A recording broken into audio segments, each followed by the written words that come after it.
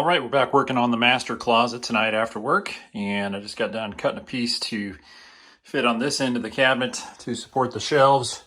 And grab that real quick and we can take a look. So yesterday we talked about the issue here being this raised panel. Now it actually sticks out beyond the rest of the panel, and so it was pushing my nailer out, keeping it from sitting flush. So what I did was carve out the back of it on the table saw, and now it sits nice and flush. Should be able to get it screwed in place. Then I'm going to go ahead and get all my holes filled with the pegs. Once that's done, we'll go ahead and fit the shelf in place. And that's pretty much going to take care of the shelves. Then, after everything's painted, I'll go ahead and install the hangers. Actually, you know what? I need to do the wood cleat down here for the lower clothes rod. Let's see, probably need to, actually, you know what? This one down here can actually be secured just to the cabinet itself. I think it'll be strong enough if I do a nailer inside there to back the screws up. Should be able to just knock that over. Should be able to just attach it to the cabinet face itself, I think. Of course, that's going to be in the way with our shelf brackets. So you know what? I think I'll be better off going ahead and making a second wooden cleat to go on the outside here. That way closet rods can screw to that, and it'll also support the weight all the way across the cabinet, including into those 2x4s on the back of it. So this plan is a little fluid, changing thing as we go. So anyways, I'm gonna work on get this piece secure, and we'll go ahead and get our shelf in place, and then work on our lower closet rod brackets. And then I think that'll take care of it. Then I'll just be finishing stuff out. I got to put baseboards down, and gonna do crown around the top here. So I've got some more work to do before we get this area painted out. All right, so I got the shelf in. I went with a 16-inch up top, since that was going to be the only shelf on this side. It's extra deep. I'll probably have to get up on a ladder if I want to get something off the very back of it, but it's going to be more for long-term storage, you know, things that I'm not wearing at the time, or accessories, or knickknacks, junk, whatever. But anyways, got that up, got all the holes pegged. So once the glue is good and dry tomorrow, I'll be able to go ahead and cut that off, cut those pegs off. And this one is secured from the back with cabinet screws going through into the wood.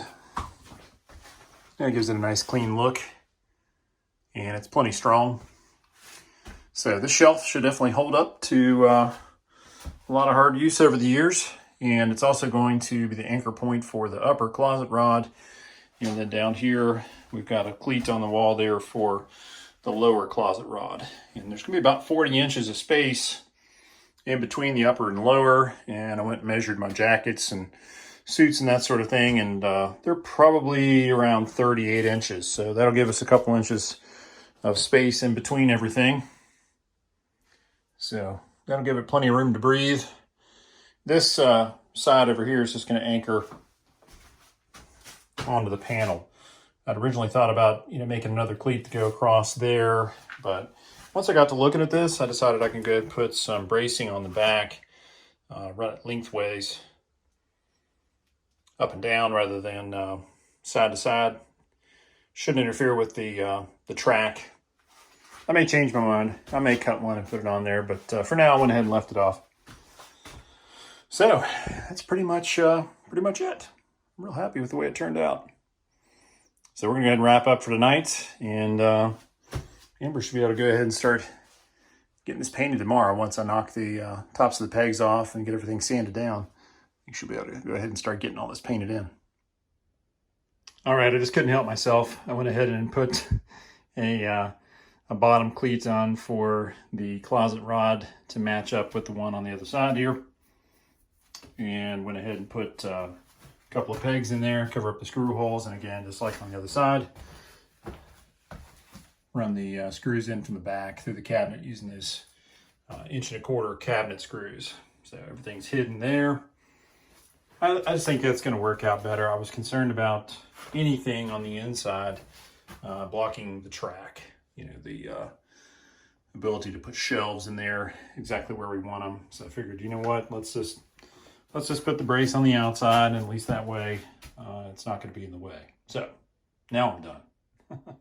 Okay, so that's going to wrap up things for tonight. I'm going to go ahead and work on getting some trim and everything put up tomorrow. I've got baseboard to do, and I've got crown to do around the top of the room, around the cabinet.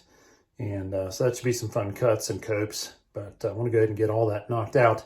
That way when Amber's painting, she can go ahead and get all that stuff taken care of. We don't have to come back in and mess anything up later on to put that stuff together. So I'll be back tomorrow, and we'll do some crown and base around everything. All right, we're back working on the master closet again tonight. Tonight we're working on crown. Yesterday we finished up by getting the last of the shelves up, and also on the far wall there you can see where we got the bracket, the 1x4 on the wall there for the closet rod. So tonight we're working on crown, and as you can see I've already got my nailers up in the corner there. It's been a while since I've done crown. Been focusing on so many other things, so I gotta think about it a little bit. For a while it was kind of automatic, but I'll have to think about it a little bit tonight as I'm coping joints and cutting and all that stuff. It'll come back to me in a second or two, but it does take a little bit of thought. But anyways, I got our nailers up there in the corner. That's a pretty slick trick. One of our carpenters, Lawrence, taught us that, and it sure beats trying to do, find where all the studs are and find where the ceiling joists are and hope you've got a joist handy. You just nail those to the top plate, and that's just 1x3s cut on a 45. And so it works great. But you just nail those into the top plate, and then you nail your crown to that. Put a little mark on the wall every 16 inches. You know exactly where your nails need to go to hold it good, tight, and flat against the ceiling. So good trick, Lawrence. Thanks for that. So I'm going to go cut my first piece of crown, and then we'll go ahead and get that put up. I've got an inside and an outside corner test piece cut, and that'll help me to line this first piece up so that we get started off on the right foot. So let me go get that cut, and then we'll be back to put that up. All right, so I got my blocking up on top of the cabinet. That means that I have made my way down the wall and around the corner. All right, it's going together pretty well. Ceiling and the cabinets and the wall and everything's a little bit irregular, so yeah, it's not perfect, but I'm pretty happy with it overall. So I'm getting ready to put this piece across the front, and then we'll do the return back to the wall, and we'll be ready to do the piece running down the long section of the wall there. So coming together, I'm going to get this piece nailed up here. I'm going to go ahead and use the CA glue. Go ahead and put it together with that to help hold this corner together, and let that set, and then pull it together and nail it to our nailers. Should make for a very nice joint. So that really makes a difference. Love seeing the crown go up because it really does finish out a room nicely. All right, so I got both sides glued together now with the 2P10 CA glue with the activator, and that gave me a nice tight joint. Still loose here, I haven't nailed it up to the blocking. This side was a little bit more difficult to deal with, but I still got a pretty good joint there. I don't think I'll have to do a whole lot of filler or caulk work to make that look nice. But I actually had to put a couple of pins in it just to hold it together long enough to get the glue to set. I didn't use the activator on that side because I was trying to get everything lined up. This side I knew lined up better. I went ahead and hit it with the activator. Man, that stuff sets up quickly. You gotta be ready. So now that I got that, trip over some stuff on the floor here. Now that I got that glued together, I'll go ahead and get everything lined up with my test piece there in the corner. Make sure it's sitting in the right spot, and then I'll go ahead and nail it home. All right, we got the pieces nailed in place around the cabinet. That was kind of a pain getting everything to line up, but thankfully with the super glue, we got nice tight joints. Do a little caulk work, but not too bad really. Went together nicely. Got everything lined up on this end, ready to go for the next section, and I got the blocking nailed up to the wall at this point. So I'm gonna go ahead and get a measurement on that, and then Go ahead and get that piece cut. That'll probably be the last piece for the evening.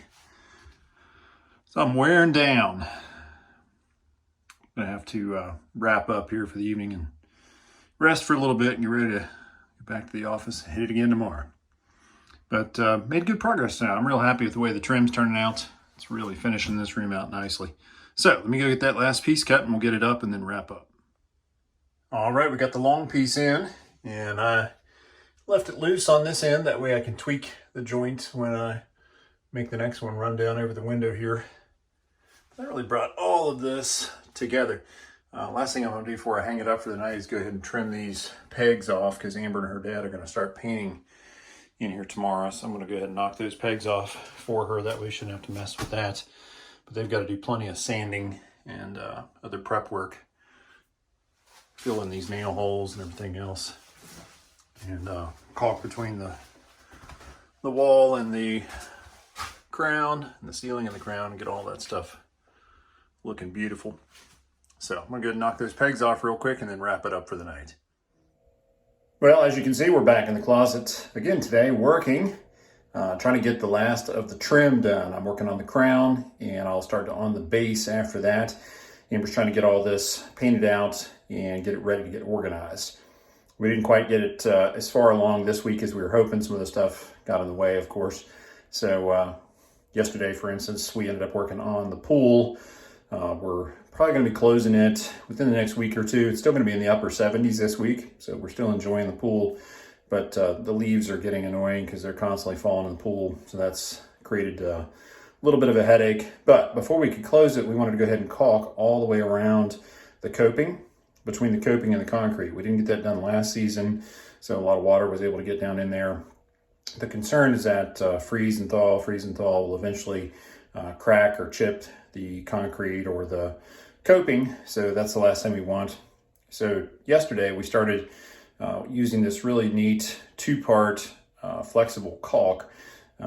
When we had the concrete poured, we used this system called Deca foam, and you put this foam down in between your concrete deck, pour, and your coping in the side of the pool, and it has a tear-off strip that gives you the perfect depth for your caulk. So after the contractor got done pouring the concrete last year, they ripped off that concrete strip, and that created the perfect gap for our caulk. So yesterday we mixed up this two-part caulk called Deco Seal, and it goes into a squeeze bottle instead of a tube that you apply with a caulk gun. And the nice thing about it is it's self-leveling. So you just go through and you fill the crack to the top. It levels itself out, and it's nice and smooth and looks really good. So yesterday we started that process. Unfortunately, found that the supplier that we got the Deco Seal from gave us 2 tan and 2 gray. We wanted 4 gray to do the length of the pool on all sides, and unfortunately we got 2 tan in the box. So I don't know what happened, but somewhere in the warehouse, whoever was sticking that stuff in the box, they gave us 2 of the wrong color. So anyways, we got to return those and then get 2 more gray. Hopefully before the snow flies, we'll get that finished. But anyways, like I said, projects keep getting in the way. Just now I was finishing up doing some repairs on Grant's bed frame. It's an older frame, and the lower mattress box, the box spring supports, the metal supports that go between the headboard and the footboard had loosened up. The rivets had loosened, so I had to grind those off and replace those with bolts with lock washers. So anyways, stuff like that always pops up. That came up because we wanted to put a rug down in Grant's bedroom. We had to take the bed apart to get there, and that's when we saw that those supports were loose, and we're like, let's just go ahead and fix those. So anyways, now I'm going to focus on the crown. Let me show you exactly what happened this week with the painting. So as you can see, Amber and her dad were able to go through and sand down, caulk, and paint all of the shelf supports. And then they sanded down, primed, and painted the cabinet. We're going to do a trim piece on the back there where it meets the wall to cover up that gap, or maybe just caulk it in. We haven't decided. But that really makes that cabinet look awesome. And Amber decided to do the blue on the inside. So that's really neat. It gives the cabinet a two-tone look. And she did the backs of the doors in the blue and the fronts in the cream. So anyways, that turned out really great. It smells like a new cabinet instead of that old funky smell that the kitchen left it. And then on this side, again, they got the shelf supports all sanded down and painted. We haven't done anything with the crown. We've got to fill the nail holes and caulk between the ceiling and the wall and the crown, but we'll get that after I get the rest of it finished. And already this morning, I went out and cut some angled blocks that I used to nail the crown to the wall. So I had to cut some more of those. So I'm going to apply those down this wall and then all the way down this wall, and I'll be ready to go ahead and cut more pieces, get those coped and installed. Got one more outside corner to deal with over here, and then a couple of inside corners, and then we'll be rolling back and we'll have one last cope joint here. So I'm going to go ahead and get some of those blocks nailed up on the wall, and we'll be ready to cut some pieces of crown. All right, so that piece went up nicely. A nice tight joint over here. Ceiling was just a little bit irregular there, so I'm gonna have to put a little caulk there, but hey, that's fine. But otherwise, looks great. So now we're ready to go ahead and put the blocking up down this wall, and then I'll get a measurement here. It's gonna be a little bit trickier. We got an inside cope joint here, and then we got an outside 45 on this one. So I'm gonna have to be real careful on my measurements. Make sure we get this one exactly right. So let me get my blocking up there, and then we'll measure it out and go from there. All right, so we're making some good progress. We've got the big piece down the wall here. Nice tight cope joint there. Dad showed up. It's been a while since he's been here. Hey Dad, how's it going? Good. Stupid coronavirus kind of stymied a lot of our projects, didn't it? Yeah. Dad came over today and was giving us a hand. We're doing some social distancing trim work. And we got our nailers up here. This corner was all screwed up. We put the square on it. It was about 85 degrees, so we had to really work this outside corner to get it to line up. You see we got a pretty good gap there, but it's not the good caulk job won't fix, huh, Dad? That's right. Covers a multitude of sins. That's right. Amber has her caulk gun. Sneaking out. Yeah, trying to sneak out, weren't you? Everybody's like, why are you calling your dad babe? I'm babe. Weird family. Yeah. But anyway, so we got our blocking up there. We're going to go measure a piece. We've got a left-hand cope there and a square cut on this end. We got one more piece to go across the door. Be good to get that done, won't it? Absolutely. Looking good. One more thing checked off the list. And we turned over the painters. That's right. Put Amber back to work. All right, we've made our way around the corner, and we've got our nailer blocks up, and this one was a double cope, which is always a lot of fun, huh, Dad? Yes, sir.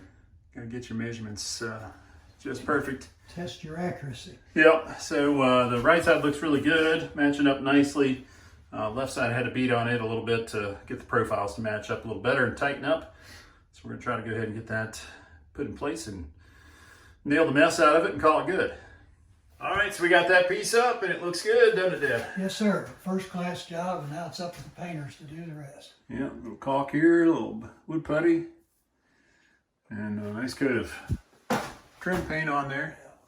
Yeah. This carpenter's job's done. Yeah, it's nice. Finished carpenters get to walk away from the project and leave it in the capable hands of the painters. Turned out pretty good overall. I think the joints look good in spite of a couple of crooked walls and ceilings. Everything came together nicely. If you can get things to come together in some of this, we can do anything. Yeah, that looks good. I'm real happy with that. I was worried about that double coat piece, but after a little fiddling, it came together nicely. Yeah, it looks good. All right, so we're moving on to base in the closet here. Amber signed off on the crown, so now we can work on the base. So we're going to start on this side. We're going to do base along the walls with shoe, and then around the base of the cabinet we'll do just shoe, because the doors are fairly close to the floor there. The regular base would not work with that. We'll go ahead and run base all the way around the closets, and once we get that done, we'll come back with the shoe, and that'll finish this space up.